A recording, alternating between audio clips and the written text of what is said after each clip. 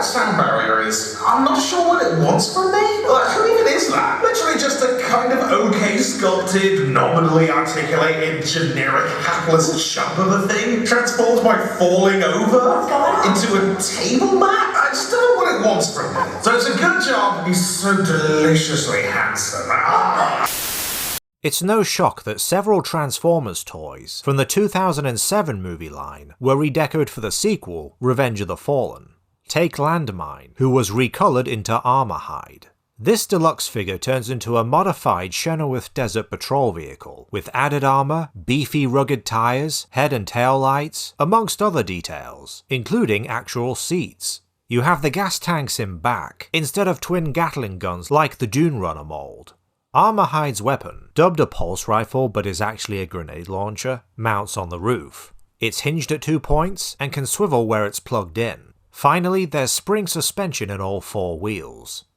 Despite looking black, next to 2010's Crankstart, you can see the chassis is more of an incredibly dark green, though there is black present, along with multiple greys and various paints for the lights. Don't forget the military markings, including defense, the Nest logos, and numbers that may be referencing something.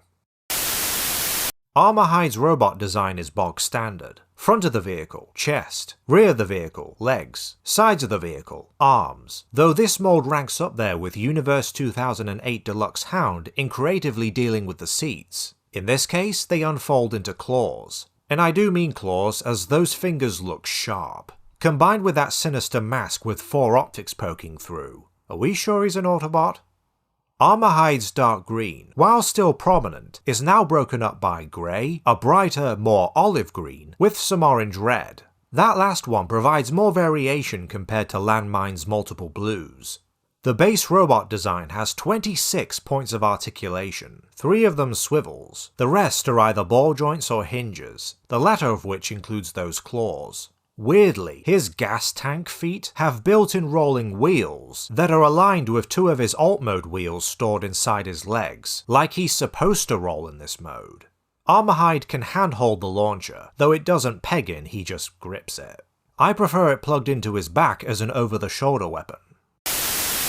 This is a pretty nice mold to begin with. The vehicle mode kicks skid plate, and despite the by-the-books transformation, there are some cool design elements to the robot mode, at least one of which I'm sure was by accident. I prefer the variety in Armorhide's deco over Landmine's more analogous colour scheme, and thus I recommend the former more, though the gap between them is minor for me, compared to something like Dune Runner and Crankstart.